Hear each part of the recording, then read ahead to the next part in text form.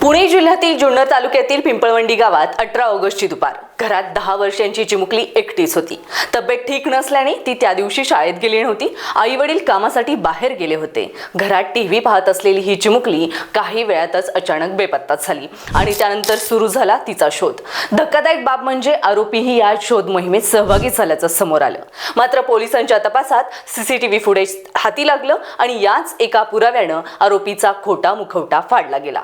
नेमकं काय दिसलं सीसीटीव्हीत आणि पोलीस आरोपीपर्यंत कसे पोहोचले, आरोपीचा बुरखा पोलिसांनी कसा उतरवला, सगळं सांगते. व्हिडिओ शेवटपर्यंत नक्की पहा. नमस्कार, मी प्रिया समीर आणि तुम्ही पाहताय स्टार महाराष्ट्र न्यूज. कुटुंबियांनी घराच्या आसपास गावात आणि परिचितांच्या ठिकाणी तिचा शोध सुरू केला. मात्र कुठेच तिचा ठावठिकाणा लागत नव्हता. अखेर कुटुंबियांनी आळेफाटा पोलीस ठाण्यात धाव घेत मुलगी बेपत्ता झाल्याची तक्रार दाखल केली. तक्रार मिळताच पोलिसांनी तपासाची चक्रे वेगाने फिरवली. मुलगी नेमकी कुठे गेली, तिच्यासोबत कोण होतं, ती स्वतःहून कुठे गेली की तिला कोणी सोबत नेलं, या प्रत्येक प्रश्नाचं उत्तर शोधण्यासाठी पोलिसांनी गावातील आणि परिसरातील सीसीटीव्ही फुटेज तपासण्यास सुरुवात केली. आणि याच तपासात पोलिसांच्या हाती एक महत्त्वाचा धागा लागला. सीसीटीव्ही फुटेजमध्ये ही चिमुकली शेजारच्याच 25 वर्षीय तरुणासोबत जाताना दिसल्याचं समजलं.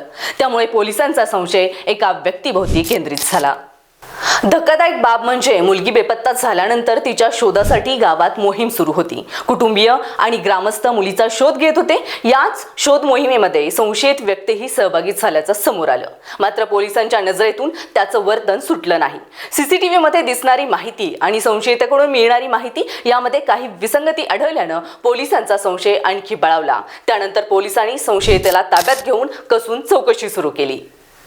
चौकशी दरम्यान मिळालेल्या माहितीनुसार पोलिसांनी गावाबाहेरील परिसरात शोध मोहीम सुरू केली. उसाच्या शेताजवळील आणि ओढ्यालगतच्या परिसरात पोलिसांनी तपास केला आणि अखेर पोलिसांना चिमुकलीचा मृतदेह आढळून आला. या घटनेनंतर संपूर्ण पिंपळवंडी गावात शोककळा पसरली. ज्या चिमुकलीचा काही तासापूर्वी गावकरी शोध घेत होते तिचाच मृतदेह सापडल्यानं ग्रामस्थांमध्ये प्रचंड संताप निर्माण झाला. या प्रकरणात पोलिसांनी घटनास्थळाचा पंचनामा करत फॉरेन्सिक पथकाच्या मदतीने महत्त्वाचे पुरावे गोळा केले. सीसीटीव्ही फुटेज, संशयितांची चौकशी आणि घटनास्थळावरून मिळालेल्या पुराव्यांच्या आधारे पुढील तपास सुरू करण्यात आला. या घटनेची माहिती गावात पसरताच संतापाचा उद्रेक झाला. संतप्त ग्रामस्थांनी आरोपीला कठोरात कठोर शिक्षा देण्याची मागणी केली आहे. या घटनेमुळे केवळ पिंपळवंडीच नाही तर संपूर्ण जुन्नर तालुक्यात संतापाचं वातावरण निर्माण झालं. या घटनेने पुन्हा एकदा मुलींच्या सुरक्षतेचा गंभीर प्रश्न समोर आणला आहे. आता या प्रकरणात तपास किती वेगाने पूर्ण होतो आणि न्यायालय काय निर्णय देतं याकडे संपूर्ण महाराष्ट्राचं लक्ष लागलं आहे. महाराष्ट्रातील लेकी कधी सुरक्षित होणार, आपल्या शेजारी राहणारे जर असे लांडगे बनणार असतील तर विश्वास ठेवायचा कोणावर? अशा विकृतांना फास्ट ट्रॅक कोर्ट चालवून तात्काळ फाशीची शिक्षा द्यायला हवी का? आपलं काय मत आहे आम्हाला कमेंट करून नक्की सांगा आणि पाहत राहा स्टार महाराष्ट्र न्यूज. नवनवीन घडामोडी पाहण्यासाठी स्टार महाराष्ट्र न्यूजला सबस्क्राईब करा आणि ताज्या बातम्यांचे अपडेट मिळवण्यासाठी बेल आयकॉनला प्रेस करा आणि परिपूर्ण बातमीबरोबर रहा, इतरांपेक्षा एक पाऊल पुढे.